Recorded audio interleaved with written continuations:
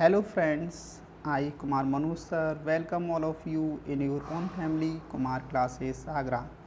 Friends, मैं आशा करता हूँ आप सभी ठीक होंगे। फ्रेंड्स, हमने पिछले 2 लेक्चर्स में जिसमें से फर्स्ट मेथड हमने ग्रामर ट्रांसलेशन मेथड सीखा है और सेकंड डायरेक्ट मेथड सीखा है। आज हमारा थर्ड टीचिंग मेथड है स्ट्रक्चरल मेथड। जैसा कि ये नाम से ही पता चल रहा है कि ये स्ट्रक्चर पर आधारित है। फ्रेंड्स, स्ट्रक्चर्स कई होते हैं, चाहे वो असर्टिव का स्ट्रक्चर हो, इंट्रोगेटिव का स्ट्रक्चर हो, नेगेटिव का स्ट्रक्चर हो। फ्रेंड्स, इस मेथड में जो लर्नर्स होते हैं वो स्ट्रक्चर पर मास्टरी हासिल करते हैं। ये मेथड इसी बेस पर आधारित है। इस मेथड के जो अदर नेम्स हैं new approach, oral approach, audio lingual method और स्ट्रक्चरल मेथड। इसे ब्रिटेन में स्ट्रक्चरल मेथड के नाम से जाना जाता है। फ्रेंड्स, ब्रीविंगटन ने इस मेथड के बारे में कहा है कि structural approach is a scientific study of fundamental structures of English language. Structural approach जो है वो है इंग्लिश लैंग्वेज की एक फंडामेंटल स्ट्रक्चर पर आधारित एक साइंटिफिक स्टडी है। Their analysis and logical arrangement, जिसमें एनालिसिस होता है और वर्ड्स का अरेंजमेंट होता है जो कि एक परफेक्ट सेंस देता है। Friends, this approach is also known as new approach and oral approach. इस अप्रोच को न्यू अप्रोच के नाम से भी जानते हैं और ओरल अप्रोच के नाम से भी जानते हैं। इस मेथड में भी स्पीकिंग पर विशेष ध्यान दिया जाता है, लेकिन डायरेक्ट मेथड में भी स्पीकिंग पर ध्यान दिया जाता था। लेकिन फ्रेंड्स, उसमें जो मेथड था वह डायरेक्ट सेंटेंस पर आधारित था, लेकिन यह स्ट्रक्चर पर आधारित है। This approach is based on the principle that language speech not writing। यह जो अप्रोच है इस प्रिंसिपल पर आधारित है कि लैंग्वेज एक स्पीच है, ना कि कोई लेखन। The focus of language teaching in structural approach is on speech. जो कि इसका फोकस है वह स्पीच पर आधारित है। Okay friends, Features of structural approach। The structures are based on word order।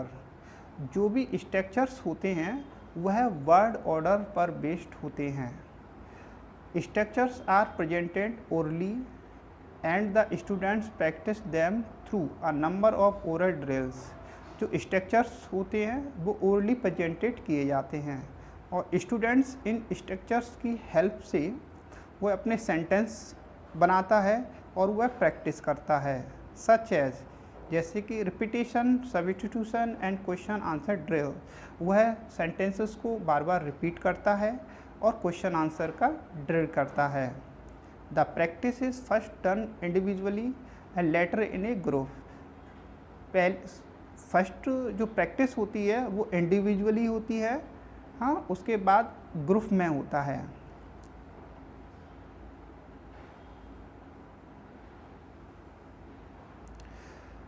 The structural approach emphasizes that the essential structures and vocabulary be selected for teaching practice।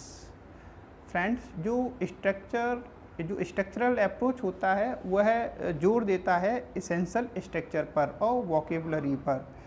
Friends, the strength of the structural method lies in selection and gradation of structures। The structural approach emphasizes that the early practice should focus on mastery on phonological and grammatical structures। जो structural approach है वह जोर देता है practice पर, structures के माध्यम से सेंटेंस बनाकर उसके प्रैक्टिस पर। जितना ज़्यादा स्टूडेंट्स प्रैक्टिस करेगा स्ट्रक्चर्स का, उतना वह इस लैंग्वेज पर या फॉरेन लैंग्वेज पर मास्टरी हासिल कर लेगा। The structural approach stresses on the importance of sentence structure. Structural approach का सबसे ज़्यादा जो स्ट्रेस रहता है वह सेंटेंस स्ट्रक्चर के इम्पोर्टेंस पर होता है। सेंटेंस स्ट्रक्चर पर ही स्टूडेंट्स कार्य करता है, उसे लर्न करता है और स्ट्रक्चर को समझने की कोशिश करता है। The teacher creates situations to teach structures. जो टीचर होता है वो स्टूडेंट्स के लिए सिचुएशन क्रिएट्स करता है स्ट्रक्चर्स बनाने के लिए, स्ट्रक्चर्स पढ़ाने के लिए। सिलेक्शन ऑफ स्ट्रक्चर्स, स्ट्रक्चर्स का सिलेक्शन। कुछ यूजफुल स्ट्रक्चर्स होते हैं, सिंपल स्ट्रक्चर्स होते हैं, टीचेबल स्ट्रक्चर्स होते हैं। फ्रेंड्स, सिलेक्शन ऑफ स्ट्रक्चर्स को इसी तरह लर्न कर लीजिए।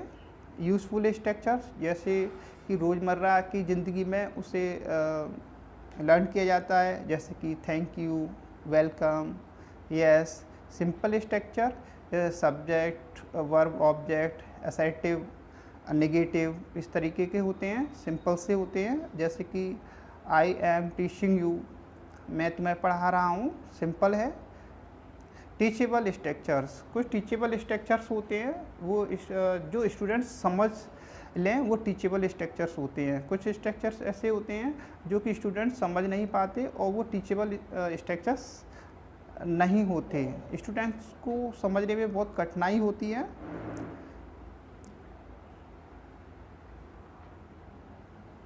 अब फ्रेंड्स हम टाइप्स ऑफ स्ट्रक्चर्स देखते हैं। There are 4 types of structures. 4 type के स्ट्रक्चर्स होते हैं। फर्स्ट, सेंटेंस स्ट्रक्चर्स, ऐसे स्ट्रक्चर्स जो सेंटेंस बनाते हैं, जैसे कि he is going, he is reading a book, ये सेंटेंस स्ट्रक्चर है क्योंकि इनसे सेंटेंस बन रहा है। फ्रेज स्ट्रक्चर, कुछ स्ट्रक्चर फ्रेज बनाने वाले होते हैं, जैसे कि इनटू द वेल, ये एक फ्रेज है friend. On the table, behind the wall, etc। Third, formula structure, कुछ फार्मूला स्ट्रक्चर होते हैं जैसे thank you, excuse me, good morning, God bless you, ये फार्मूले टाइप के हैं। और इडियोमैटिक स्ट्रक्चर, आइडियोमैटिक स्ट्रक्चर जो है जैसे कि बार्किंग डॉग्स, ये एक ईडियम है। बेड ऑफ रोजेस, ये भी ईडियम है। एप्पल ऑफ डिस्कॉर्ड, ये भी ईडियम है। फ्रेंड्स, अब हम इसके मेरिट्स देखते हैं। मेरिट्स ऑफ स्ट्रक्चरल अप्रोच, इसकी क्या क्या मेरिट्स हैं, गुण हैं, ये बहुत इम्पोर्टेंट्स हैं। First, importance is given to speech. इस मेथड में सबसे ज़्यादा इम्पोर्टेंस स्पीच को दिया जाता है, स्पीकिंग को दिया जाता है। फ्रेंड्स, ये मत समझ लेना कि डायरेक्ट मेथड में भी स्पीकिंग को दिया जा रहा था, इसमें भी, लेकिन उसमें स्पीकिंग थी लेकिन वह सेंटेंस पर थी, सेंटेंस उसका बेस था। और इसमें जो बेस है वह स्ट्रक्चर है फ्रेंड्स, समझे। इन this approach speech becomes the basis of reading and writing. इस अप्रोच में जो स्पीच आती है होती है वो किससे आती है, रीडिंग एंड राइटिंग से।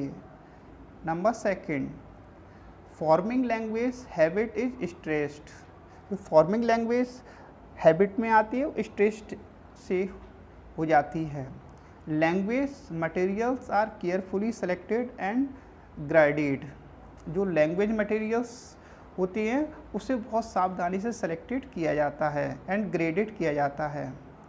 Language is taught in meaningful situation, जो कि जिस लैंग्वेज को स्टूडेंट सीख रहा है या टीचर सिखा रहे हैं वो मीनिंगफुल सिचुएशन में होता है, मीनिंगफुल सिचुएशन में उसे पढ़ाया जाता है।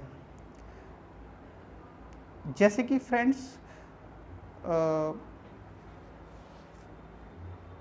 स्टूडेंट्स जैसे कि खाना खा रहा है तो उस वक्त स्टूडेंट्स को सिखाया जाएगा उस वक्त के लिए कि I am eating the food, यह मीनिंगफुल सिचुएशन है। जैसे कि स्टूडेंट्स सोने जा रहा है तो वो कहेगा कि I am going to sleep, ये मीनिंगफुल सिचुएशन है।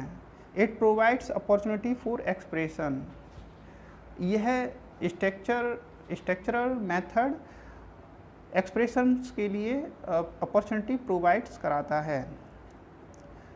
Children learn functional grammar through this approach.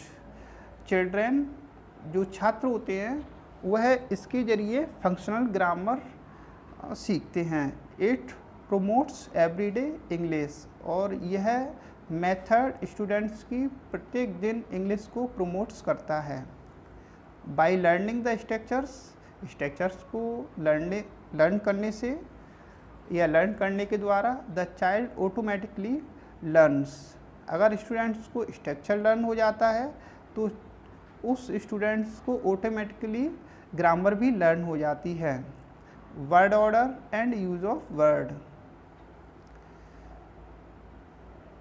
It develops mastery and confidence among students. Interesting approach, ये बहुत ही इंटरेस्टिंग अप्रोच है। This approach can be effectively adopted at all stages. इस approach को सभी stages पर adopted किया जा सकता है। फ्रेंड्स, आगे देखते हैं इसकी merits. Due to oral drilling matter remains stable in mind. Oral drilling के कारण ही इसका जो मैटर रहता है वो माइंड पर स्टेबल रहता है। जब स्टूडेंट्स बार बार किसी चीज़ की प्रैक्टिस करता है तो वह लंबे समय तक उसके माइंड में रहता है। It is a multi skill approach. यह एक मल्टी स्किल अप्रोच है।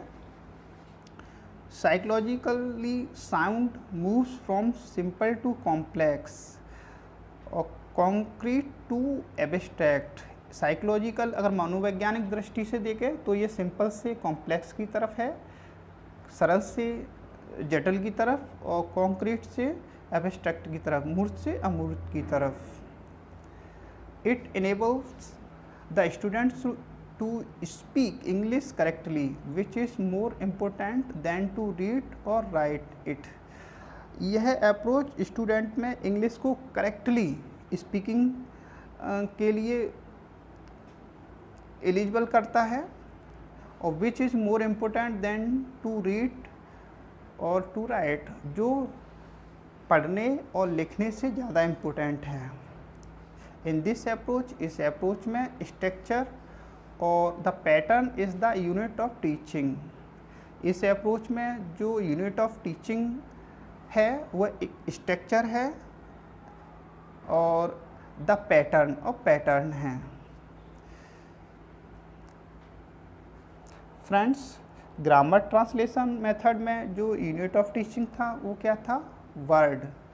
और डायरेक्ट मेथड में सेंटेंस, और स्ट्रक्चरल मेथड में स्ट्रक्चर और द पैटर्न। ये यूनिट ऑफ टीचिंग है। फ्रेंड्स, आइए अब हम इसके डिमेरिट्स देखते हैं। डिमेरिट्स ऑफ स्ट्रक्चरल अप्रोच, ये भी मोस्ट इम्पोर्टेंट है। First, suitable teachers for this approach are not available.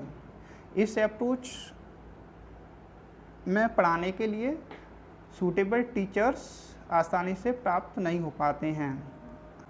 Second, over emphasis is given on drill work. ज़्यादा से ज़्यादा इसमें महत्व किस पे दिया जाता है? ड्रिल वर्क पर दिया जाता है। This approach is not useful in over crowded classes. Friends, यह भी अप्रोच ओवर क्राउडेड क्लासेस के लिए यूजफुल नहीं है।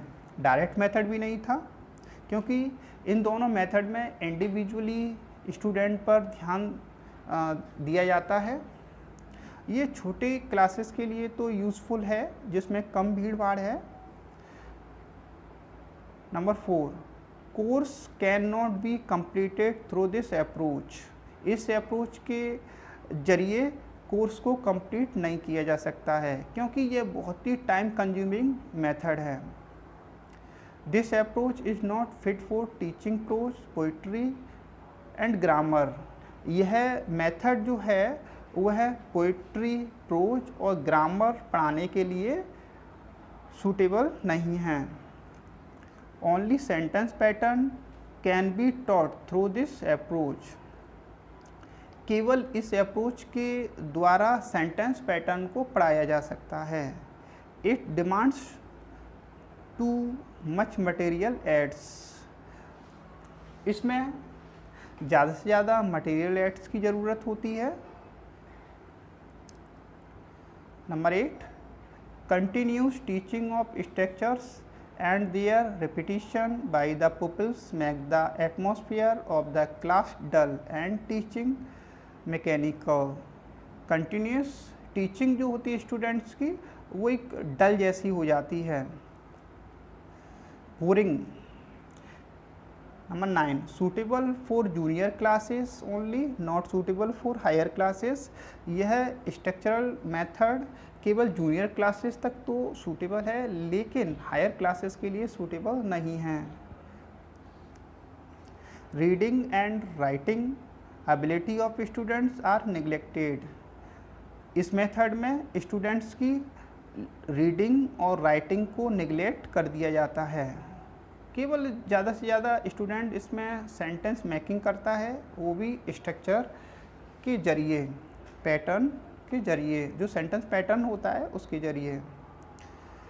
This approach is still in experimental stage. It is suggested that other methods should also be used along with this approach. यह method जो है वो अर्ली एक्सपेरिमेंटल तक सीमित है। It is suggested that other methods should also be used along with this approach. यह भी suggest किया जाता है कि इस मेथड के साथ अन्य मेथड को भी अपनाया जा सकता है। फ्रेंड्स, जो भी आपके सजेशंस हैं कमेंट बॉक्स में ज़रूर लिखिए, हम उन सजेशंस पे ज़रूर विचार करेंगे। Thank you friends.